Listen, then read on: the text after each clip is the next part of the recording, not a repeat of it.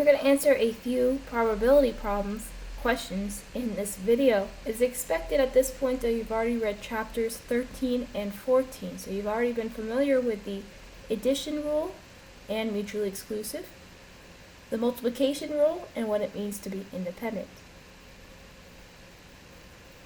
A die is rolled 3 times. Find the chances of getting the following.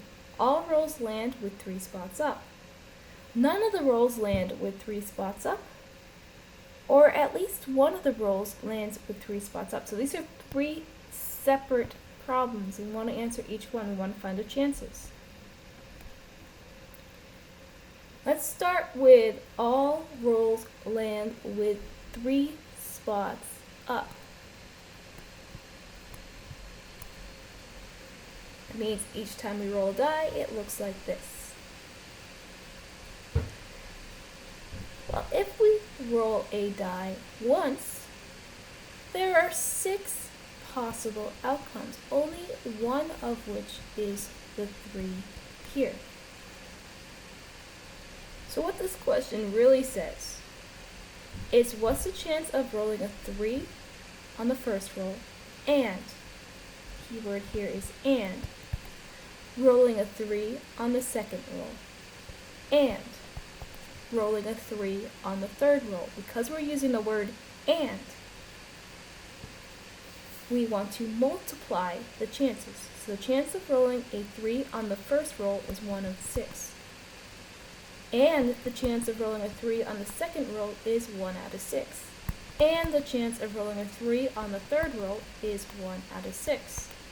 Multiply those together and we get 1 over 216. So the chances of all 3 rolls having the 3 up, this 3 here, is 1 out of 216. What about the chances that none of the rolls have 3 spots up? So that's equivalent to saying we don't get this.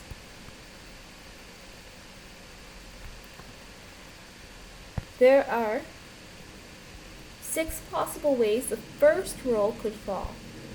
And we're saying we don't want one of those. So we're saying removing the chance that it's a 3. To find the opposite, we can do 1 minus 1 over 6. If you see a quicker way, that's perfectly fine.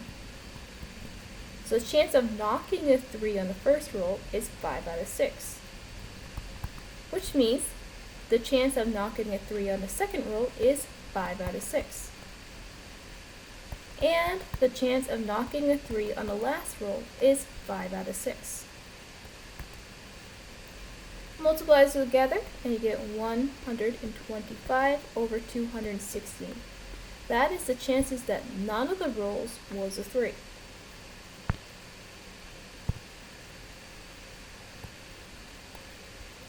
Last question is, at least one of the rolls lands with a 3 up.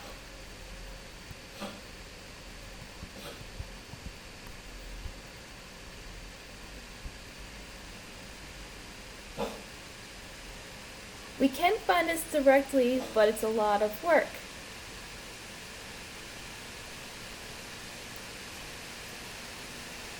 So instead we'll find this indirectly by the opposite.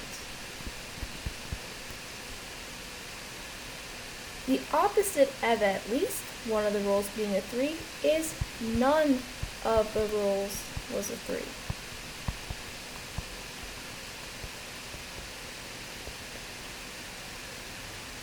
We found above that that was 125 out of 216. And we want the opposite of that, so we do 1 minus that.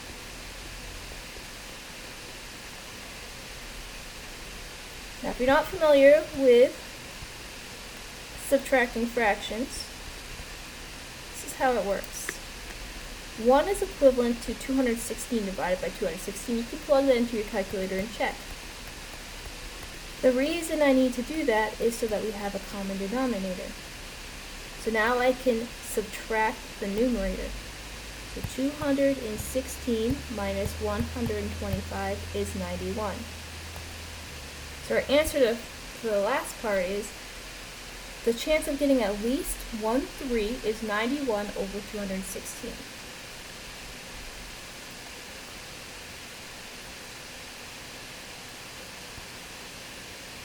Like I said, it is possible to find the answer directly, but it's more work. If I have time, I may make a video on how to find the chances of at least something occurring in a separate video.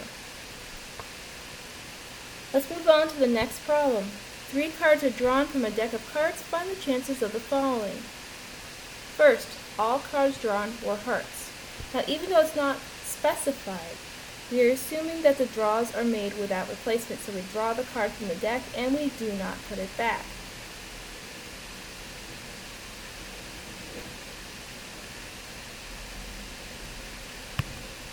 There are 4 suits in a deck of cards.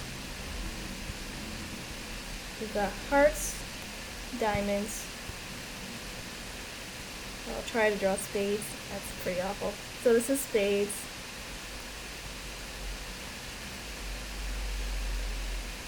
And that's pretty bad club. And clubs.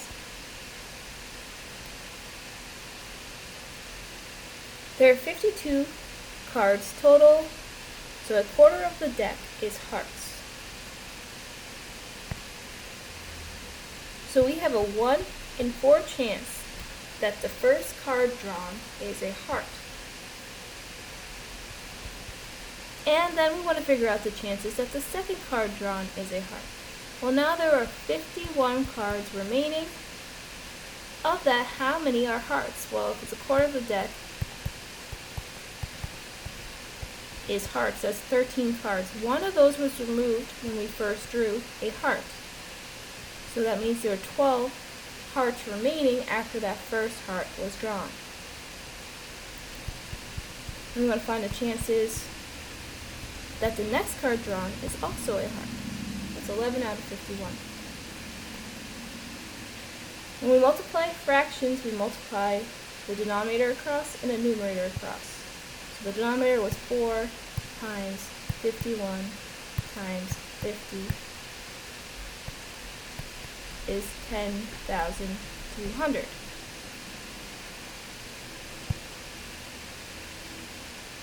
The numerator is 12 times 11 is 132. So the chances that all 3 cards drawn are hearts is 132 out of 10,200.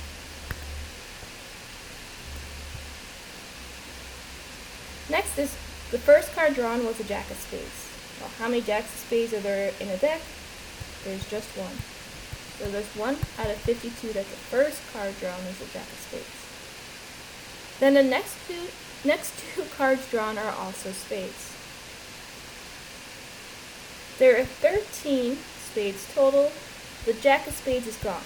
So that means there are 12 spades remaining. So there's 12 out of 51 chance that the next card drawn is a spade, and then 11 out of 50 that the last card drawn is a spade. So multiply this together, it's 52 times 51 times 50 is 132,600, and the numerator will also be 132.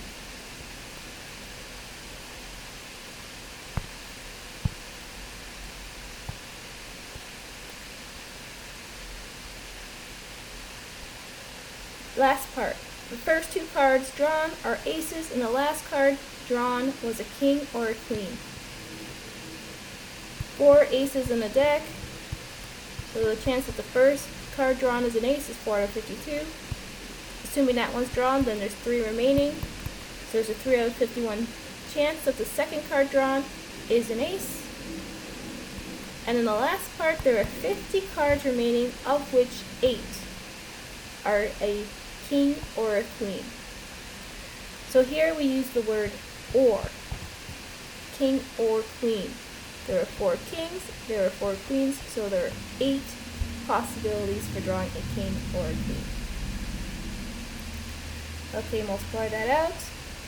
The denominator is 132,600.